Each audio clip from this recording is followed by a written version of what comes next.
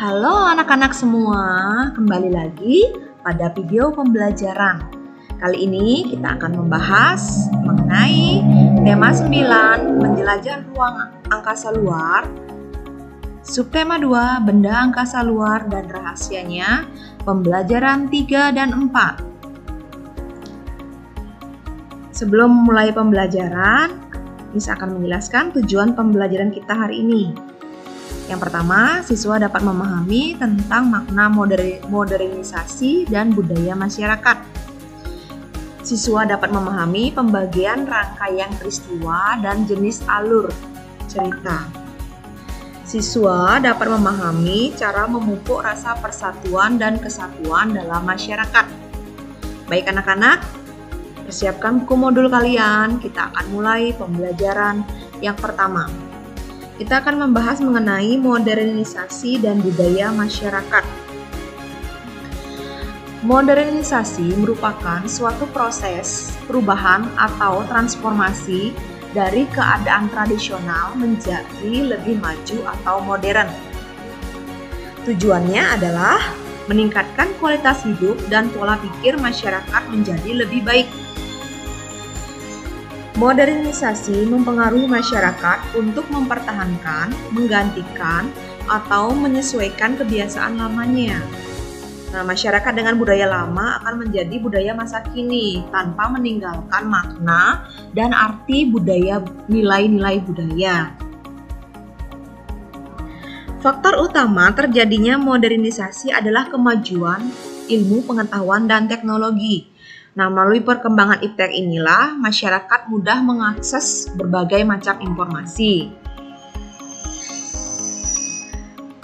Selain memiliki dampak positif, adapun dampak negatif modernisasi terhadap kebudayaan masyarakat antara lain terjadinya kesenjangan sosial ekonomi antara si kaya dan si miskin. Nilai-nilai sosial hilang akibat masuknya budaya asing. Rasa nasionalisme semakin memudar. Munculnya sikap individualisme. Apa itu sikap individualisme? Sikap individualisme adalah sikap yang mementingkan diri sendiri atau kelompoknya. Munculnya sikap konsumerisme. Sikap konsumerisme ini didorong oleh gaya hidup yang menganggap bahwa barang-barang mewah sebagai ukuran kebahagiaan dan kesenangan. Istilah lainnya adalah gaya hidup boros mewah tapi boros. Mengikuti pola hidup westernisasi.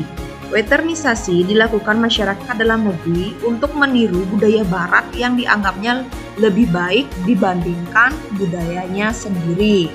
Misalnya kebudayaan Korea itu dianggap lebih baik daripada kebudayaan negaranya sendiri. Contoh dari westernisasi.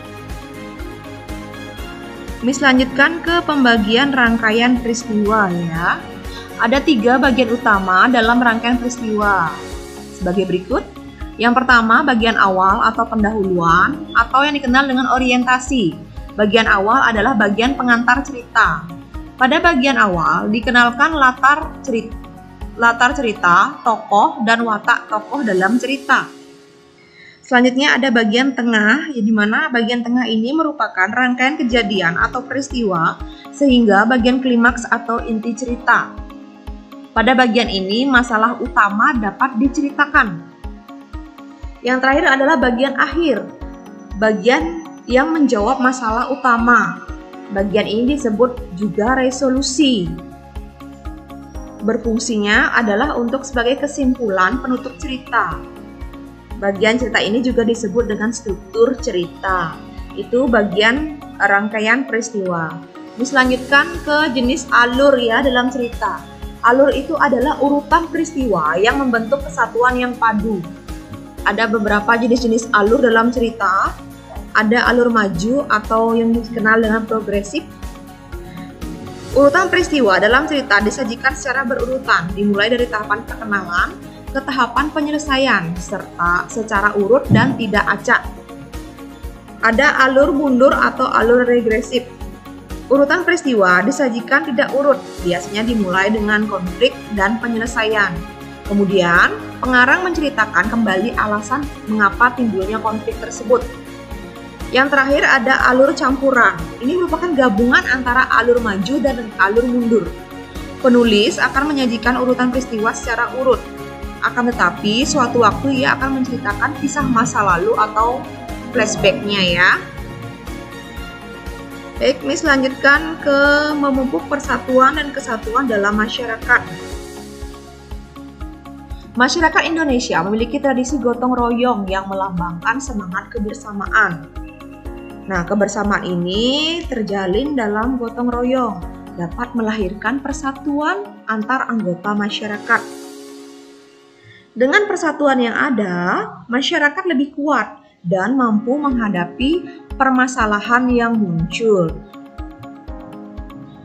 Pelaksanaan kegiatan gotong royong dilandasi oleh nilai sosial budaya seperti solidaritas, kebersamaan, persatuan, kesatuan, sukarela, rela berkorban, tolong-menolong, dan kerukunan. Miss lanjutkan ke nilai persatuan dan kesatuan dalam kegiatan musyawarah ya. Musyawarah merupakan tindakan yang dilakukan oleh sekelompok orang untuk membahas suatu masalah dengan tujuan mendapatkan solusi ya. Pengambilan keputusan bersama dalam kegiatan musyawarah itu mencerminkan sila keempat Pancasila. Agar musyawarah mencapai mufakat, setiap anggota masyarakat hendaknya memperhatikan hal-hal berikut. Kalau kalian melakukan musyawarah, hal-hal yang harus kalian perhatikan. Yang pertama, saling menghargai perbedaan agar musyawarah berjalan lancar. Bekerja sama untuk mencapai tujuan demi kepentingan bersama. Mempersilahkan semua anggota untuk menyampaikan pendapat serta menghargai pendapat yang disampaikan.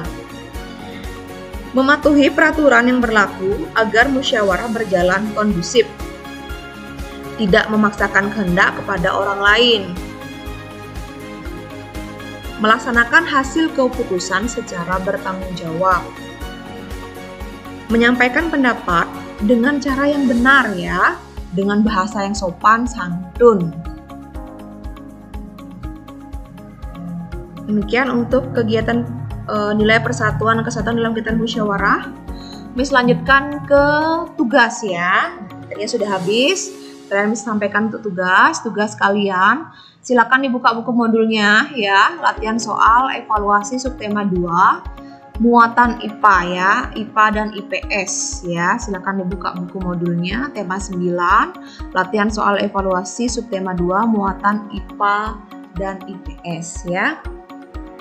Selamat mengerjakan, silakan langsung dikerjakan di buku modul kalian saja ya. Demikian untuk video pembelajaran kita hari ini. Miss ucapkan terima kasih kepada kalian yang sudah menyimak video pembelajaran hari ini ya. Sampai jumpa di video-video pembelajaran selanjutnya.